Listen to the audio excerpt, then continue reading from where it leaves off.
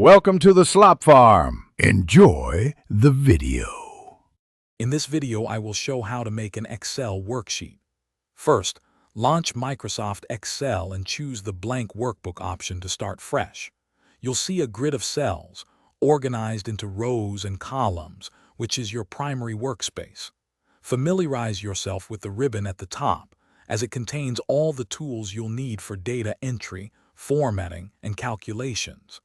This initial setup is crucial for building any effective spreadsheet.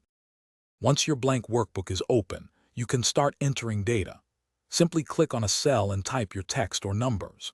To make your data easy to read, adjust column widths by dragging the boundary between column headers, and similarly for row heights. Enhance visual clarity by applying formatting such as bolding important headings, italicizing specific entries, or adding borders to define data ranges. These steps ensure your worksheet is organized and professional. Excel's power truly shines with formulas and functions. Always begin a formula with an equal sign, for example, equals A1 plus B1 to add two cells. You can use built-in functions like SUM to quickly total a range of numbers, or average to find the mean. Referencing cells directly allows you to build dynamic calculations that update automatically when your data changes. Mastering these basics will significantly boost your productivity and data analysis capabilities.